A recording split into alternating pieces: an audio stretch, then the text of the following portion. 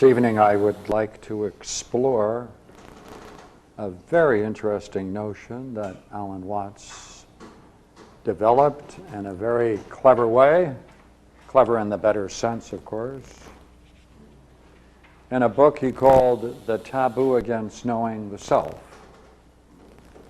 Now, he said have to understand there's a taboo against knowing the self.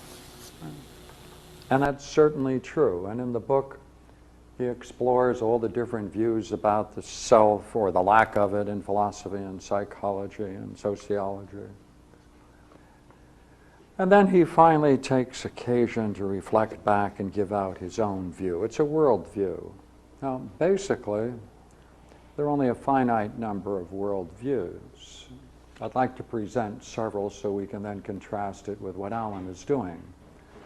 The first, which is traditional Christian Hebraic view,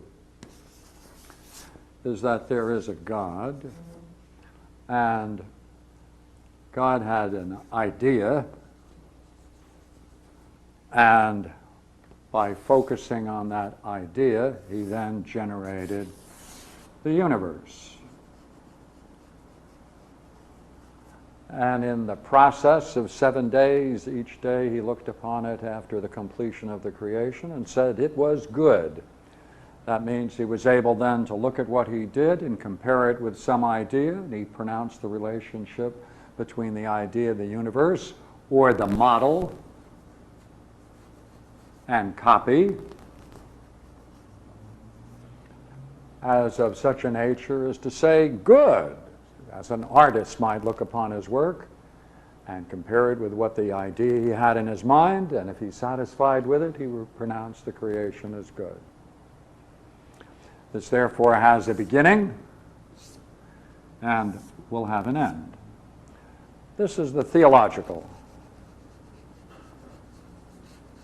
Christian Hebraic theological view, and it also has a further development in Plato's Timaeus. So it is a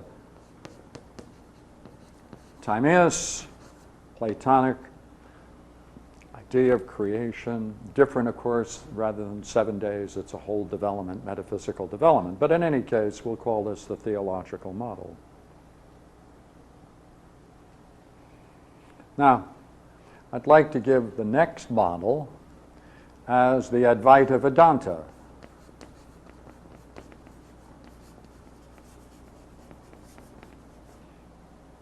The Advaita Vedanta holds that this phenomenal universe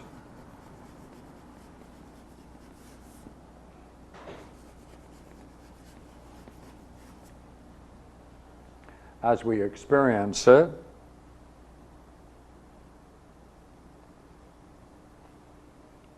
is actually our delusion. It's a delusion. We are deluded about the true nature of this phenomenal universe, because if we ever were to see the nature of reality in that state of reality, it would reveal itself as being non-dual. Now, non-dual strictly means now, from the Advaita Vedanta viewpoint, that there is no possible relationship between the phenomenal and the nature of ultimate reality. There's no relationship, and the example they give, which is a very fine example, is the old one of being in a forest or a jungle, and you're shocked to discover a snake lies in your path, and you run away from it, come back with it later with some friends, and to discover that what you thought to be a snake was not a snake at all, but just a coiled rope. Now, you projected upon it the snake. That's a projection, what they call an imposition in Hindu terms. It's an imposition. Name, form, this is all an imposition. to ask about the origin of the snake and where it's going, or what may come of it, or the history of it doesn't make any sense, because basically it's an illusion. Therefore, there is no relationship between the nature of reality and the phenomenal universe, because it is in fact Maya, or an illusion. Now, we can now move into another image.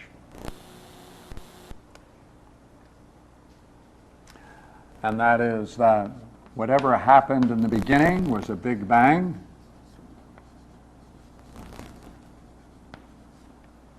And what we can see is simply the consequences of that enactment of the original Big Bang cosmic explosion. And therefore, the entire universe is nothing other than the working out of the implications of the Big Bang. Therefore, in that sense, the universe unfolds from its origin, and that unfolding is nothing other than the unfolding of time. Therefore, this view, of course, is Stephen Hawking's. He presented it most dramatically in a book and a film called The History of Time.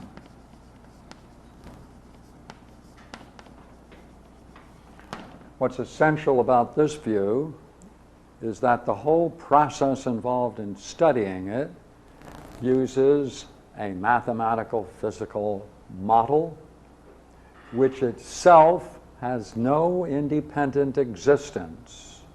It's an artifact. It's just a way of talking and describing.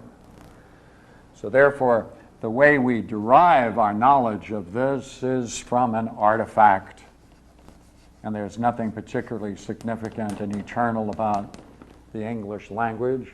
And equally well, there's nothing particularly eternal about mathematics and physics. It just happens to be an artifact we use to understand it. In contrast to this view, it's essentially, it starts with the same basic idea that yes, there was a Big Bang, there is an unfoldment. Here is the universe then. But this entire universe is not merely a history of time. What it really shows is the structure of mathematics. That is to say, if you really understand the universe, the physical universe, what you really are studying is mathematics. And that's the basic language of the universe. Next up. Therefore, there really is a mathematics independent of creation. There is a mathematics. This is discovered. It's not invented. It's not an artifact. And therefore, with this language, we can use it to fully comprehend this physical universe of ours and solve whatever problem that comes to us, we can solve it with our tools of mathematics. But mathematics itself presupposes a meta-mathematics. And that meta-mathematics takes a name. And that is the meta-mathematics, or a Platonic world of ideas. A Platonic world of ideas, sometimes called Platonic forms, because mathematics itself owes its existence to these Platonic forms. Now, this view, as you probably know, comes from someone who worked very close with Stephen Hawking, who is the author of this one, and he has developed some very interesting insights into the study of mathematics and the universe and the geometry of the universe, and his name is Roger Penrose.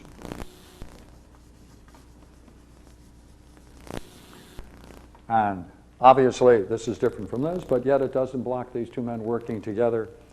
And as this author, Stephen Hawking, did a great book called The History of Time, so this one did another great book called The Shadows of the Mind.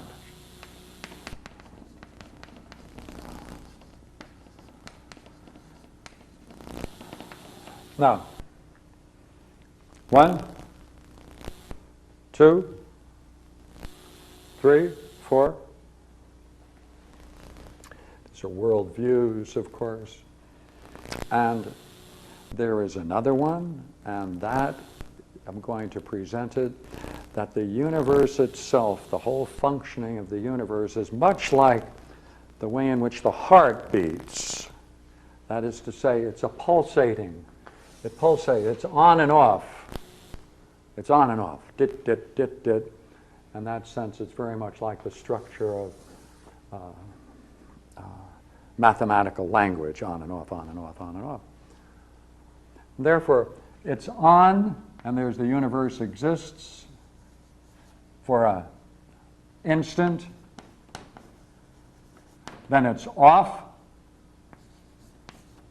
and then it's on, and then it's off and on and off and on. And this is captured ideally, the model for this is the film strip. If you wanted to study motion, and someone had a camera that could take so many frames per second, and you said, I want to study motion, so I'm looking at each one of these to see if I can study motion. And of course, what you discover, each frame is static. And therefore, even if you speed up the film 1,000 or 1,000,000 times a second, you still wouldn't be able to see any motion in any frame. Conclusion, it's between the frames that the action takes place. That's the same thing as this view, you see. It's saying that the entire universe is on and off, on and off, on and off. In the instant, the instantaneous moment is really just a flash, and then it's off, then another flash. There's no continuity. There's no continuity. They're just a series of flashes. That's all it is. Now, within this on and off universe, which, by the way, this view has its origin, though it's, this is the one we're going to talk about with Alan Watts, this really has its origin philosophically in Plato's Parmenides, the third hypothesis. The third hypothesis of Plato's Parmenides.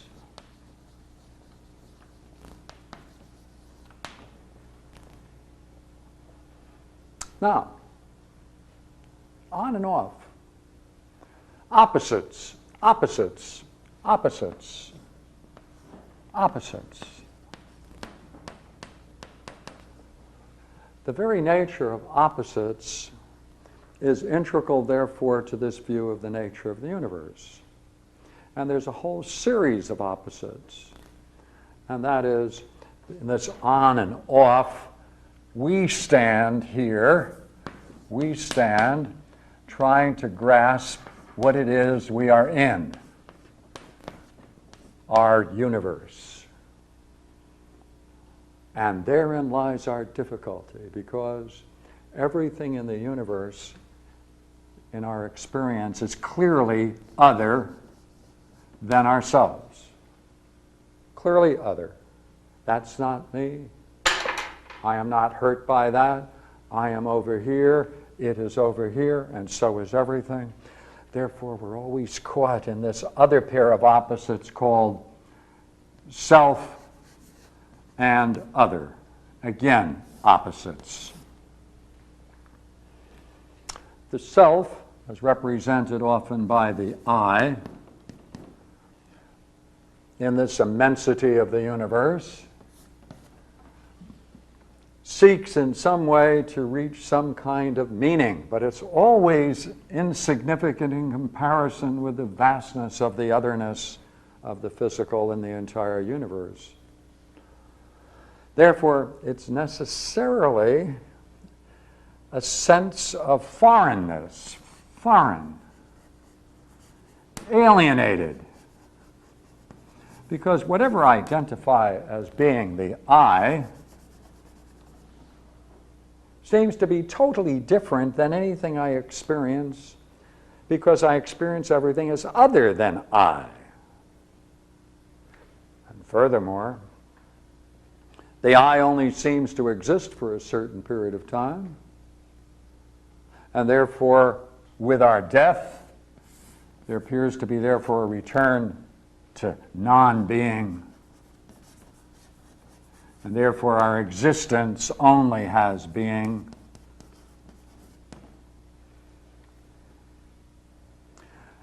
Being in the sense of a vitality and a life, that's what it has. Being, life, vitality, identity, that's all in the I. But in this, other than me, no I.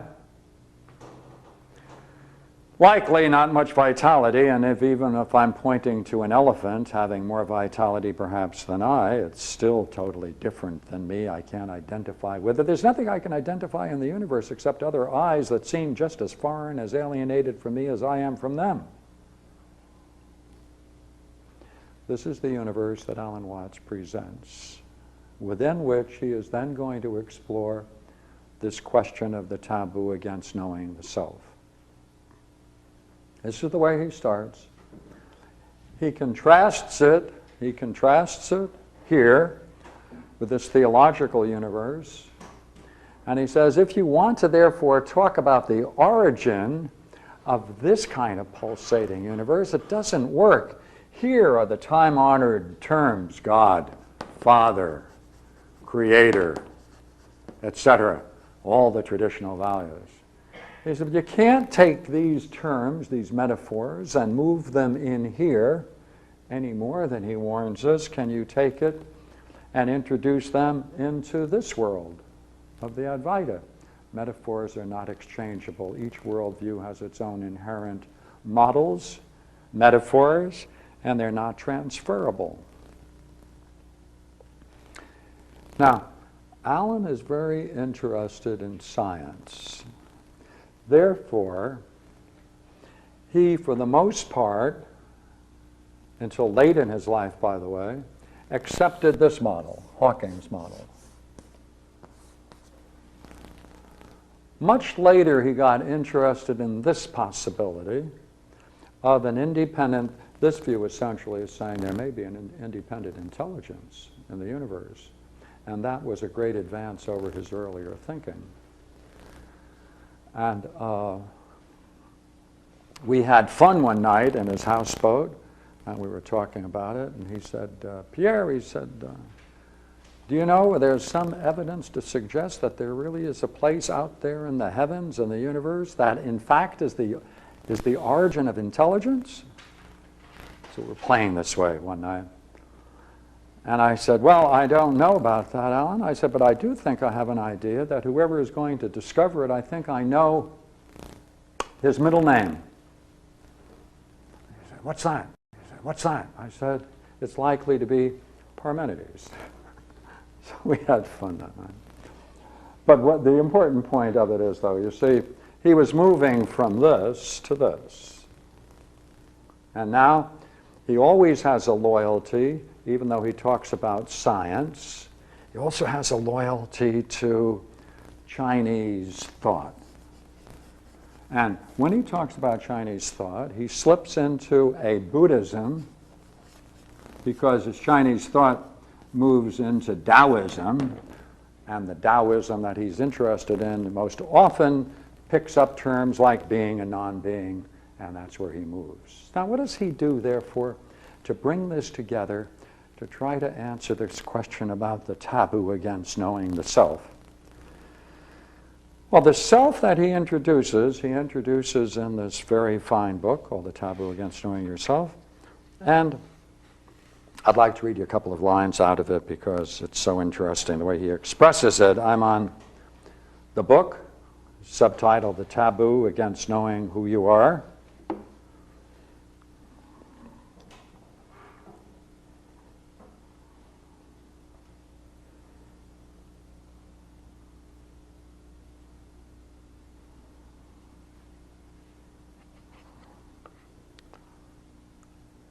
We need a slightly shift in viewpoint, he says.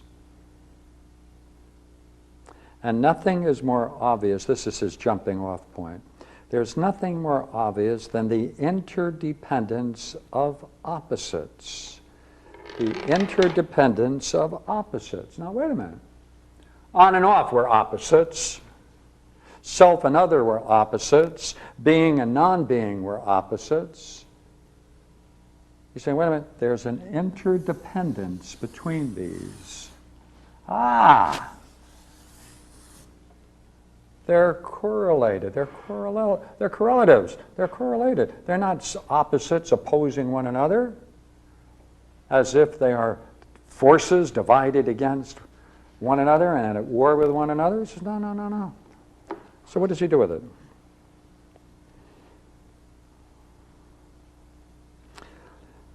Is it possible that myself, my existence, the self, so contains being and nothing that death is merely the off interval in an on and off pulsation, which must be eternal, on and off, on and off. That's this, on and off, on and off. Because every alternative to this pulsation would in due course imply its presence. Is it conceivable then that I am basically an eternal existence, momentarily and perhaps needlessly terrified by one half of itself because it has identified all of itself with the other half? Have I identified myself with just one half of this? On, self, I, being? You say, hey, that's the problem. I have identified one half of terms which are interdependent.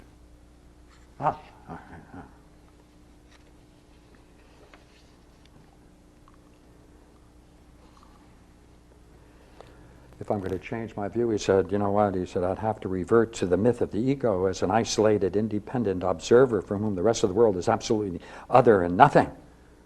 But neither neurology nor biology nor sociology can subscribe to this, his allegiance to modern science, which he always does. Okay, now watch the way he pulls it together in just a couple of sentences. If, on the other hand, self and other, subject and object, organism and environment are the poles of a single process, then that is my true existence. That together, that is my true existence. All of these, right? Because they are not opposed to one another, there's an interdependence between them. What am I? I am that which includes them both. And he capitalizes the word that. Self and other, subject and object, poles of a single process. That is my true existence. Then he quotes the Upanishads.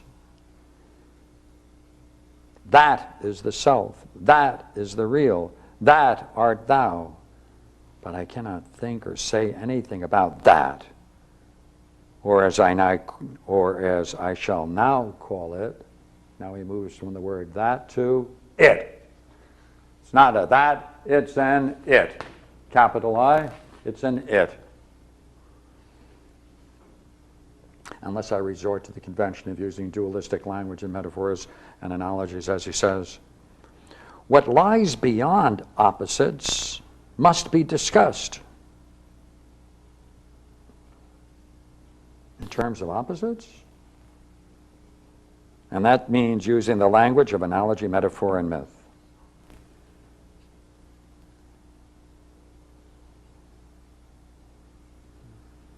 Okay, 2 more sentences and I'll take a pause. The difficulty is not only that language is dualistic insofar as words are labels for mutually exclusive classes. The problem is that it is so much more myself than I thought I was. so central and so basic to my existence that I cannot make it an object. There is no way to stand outside it, and in fact, no need to do so. For as long as I am trying to grasp it, I am implying that it is not really myself. This is why those who really know that they are it invariably say they don't understand it. Okay? For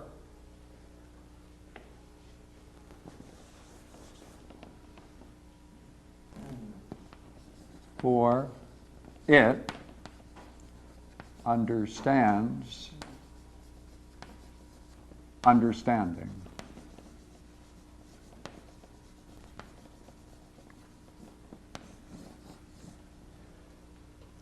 For it understands understanding. That's the it. Because he just went through a process where he discovers and shares with us what he calls the self. He brings us to understand what it is, takes us through a process of understanding. He says, you know what? That's it. It understands. And this is the understanding that it understands. And the it is that. That's it. That's what he does. So how does he end the book? He ends up the book in a great way. I don't know anyone who can do this as well as he does. This is a totally amazing guy. He ends his book with a Joyce Broughton little poem. This is it, and I am it, and you are it, and so is that. And he is it, and she is it, and it is it. And that's that. That's where he ends his book. So that's that. And so he ends it that way. Right? And so, you know, he's quite a, you know, obviously, as everybody knows, he's so creative. He can take an idea and he plays with it and he turns it around. And he uses all these different traditions as if they were particular paint colors, and he then dabs around and does his little mosaic, and he presents it to us and says, that's what I think today. Don't worry about it, he'll change it tomorrow. Right? A part of it, but he'll keep a certain part of it, he'll maintain. So this was quite, as I remember, this was in the 60s that he did this. And let me just make sure, 65, I think, 66. Yeah, this was 66. And as I say, later he shifted in the 70s, just before he died, and was now dealing with that real problem, which is the problem that Roger Penrose brings into thinking. That, hey, you know, there's something curious, there is some kind of vital intelligibility, and he started focusing on that, and that's where he was going. I'd like to have some questions. I should not have monopolized the whole thing. I just kept on going. Yeah, please. Could you explain the concept of Platonic form? Pardon? Yeah. Platonic forms. Mm-hmm. Can you explain that concept? I didn't quite grasp what that was.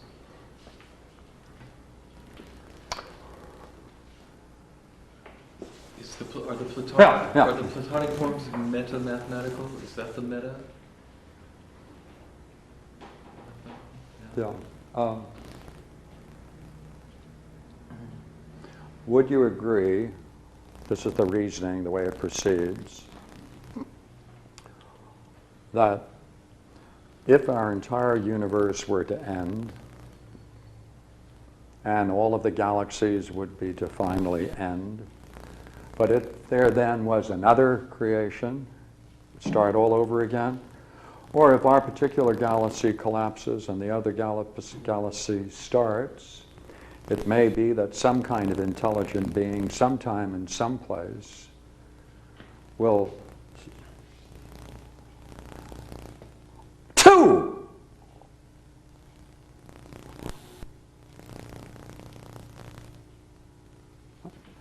see, the question is it likely they would discover or invent mathematics? All right, now, watch. Would you agree if anybody somewhere comes up with a straight line, they might then say, you know, if we hold this line and then rotate the end of it, point B, you know what, we could have a circle.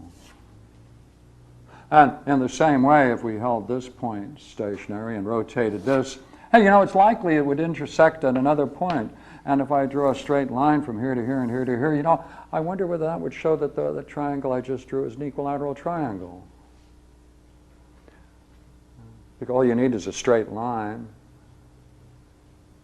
and just a simple mechanics of rotating. In other words, is it likely that mathematics would be rediscovered?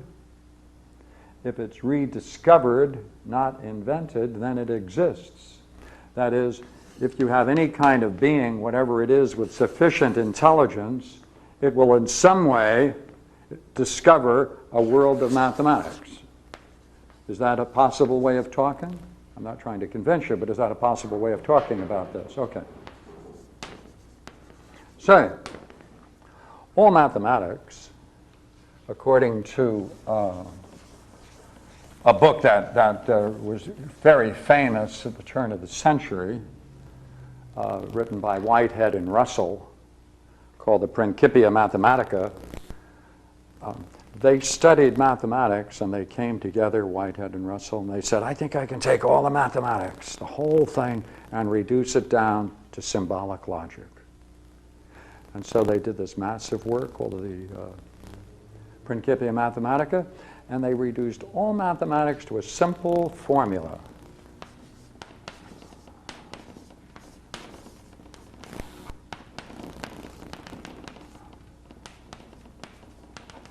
And they call this a molecular proposition, fundamental.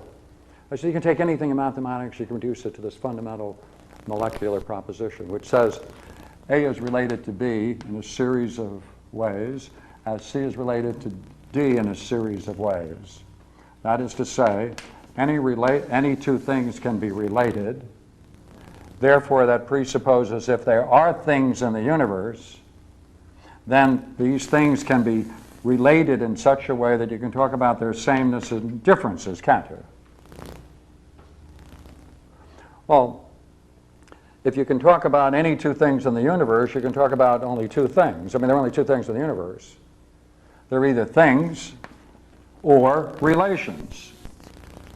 Well, therefore, you can also talk about things and relations. So let's talk, this is a relation, let's talk about another relation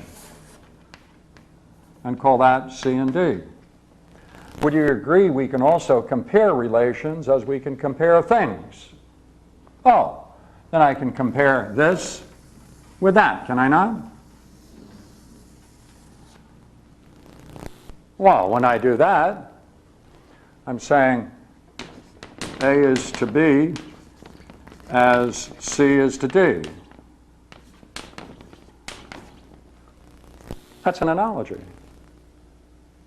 Therefore, the fundamental nuclear proposition that Whitehead and Russell can be understood in this way to be nothing other than the fundamental analogy that governs all analogical thinking. Oh, well then, wait a minute.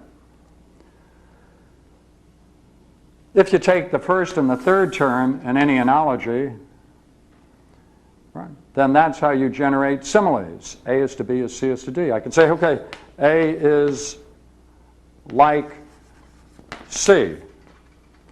Oh, God is to his universe as an artist is to his project. Oh, see? A is to B as C is to D. God is to the universe as the artist is to his project. Hey, God is an artist. See, A is to C. I can create a whole bunch of similes, can't I? Right? Oh, but wait a minute, didn't we say a moment ago that what theological view is that God had an idea in his mind, and on the basis of that he generated the entire universe. Therefore, the whole universe is nothing other than like the model. Therefore, the fundamental principle of the entire universe is likeness, isn't it? The idea of likeness. If things could not be like one another, there couldn't be a universe. Therefore, the condition of likeness precedes the generation of the universe, right? Hey! That's curious. In order to have likeness, it looks like you have to be able to compare. You have to be able to compare things and relations.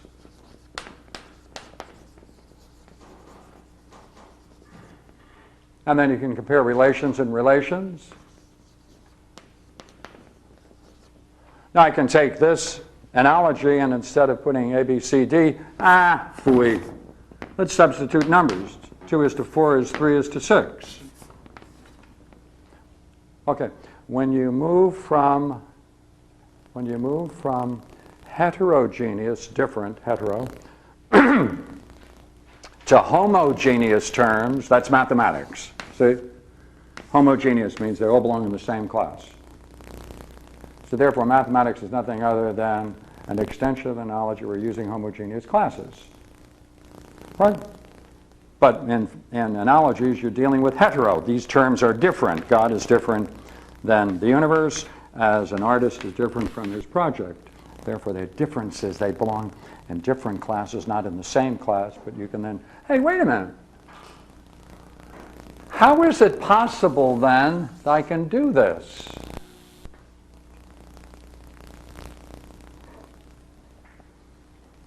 How is it possible that we can talk this way? Doesn't that mean in some way that I'm drawing you in to reflect in a certain way about what must be present before creation? Look here, God couldn't have created the universe unless there was an idea in his mind. The idea in his mind must have been a model. Oh, if there's a model, then it can be a copy. Oh, therefore these ideas must pre-exist before creation as the very condition for creation. Oh, by the way, if there's any relationship between the model and the copy, then you can say it's a good production, did we not? If God is the kind of a God that can only do good things, then it's likely then whatever he does that is good will also be beautiful. Huh. Well, therefore, necessarily, therefore, there must be such a thing as the idea of the good and beautiful, right? Good and beautiful, model and copy. Now we're deriving a set of fundamental notions, are we not? That must exist prior to creation. In order to talk about creation, those are the conditions, Platonic ideas. These are the forms. The model presupposes God. Does the Platonic forms presuppose a God? Yes.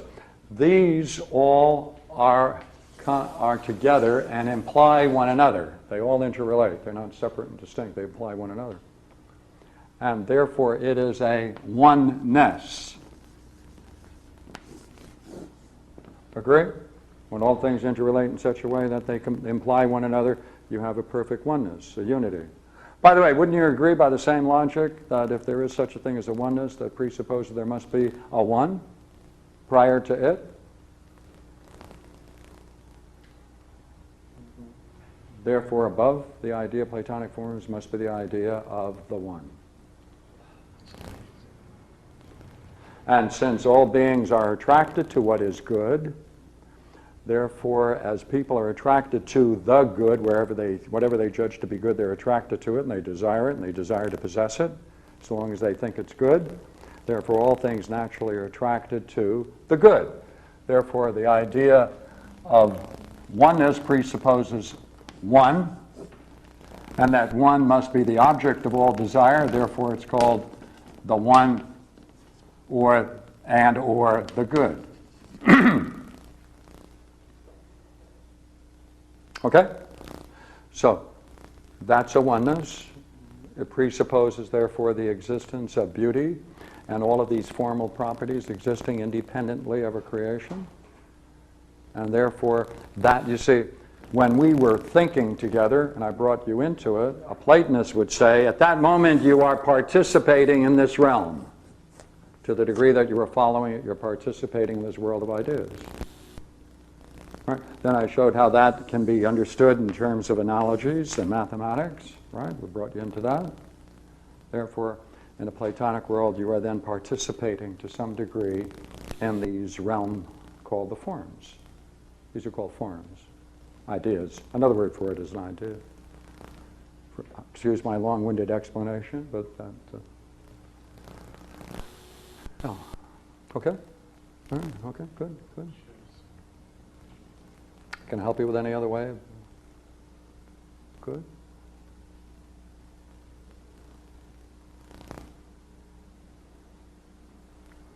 I'd like to just recollect something for those of you who probably know Alan Watts or heard about him and relate to him. That evening where we had this talk about Parmenides, which was a lot of fun, he ended it by toasting and several drinks in honor of all of those people who had such high and lovely and beautiful conceptions. And he chanted a Gregorian chant. Thank you very much. I appreciate it. Thank you for letting me share it with you. It was a lot of fun. Any other questions about it? Good, good, good. Thank you again.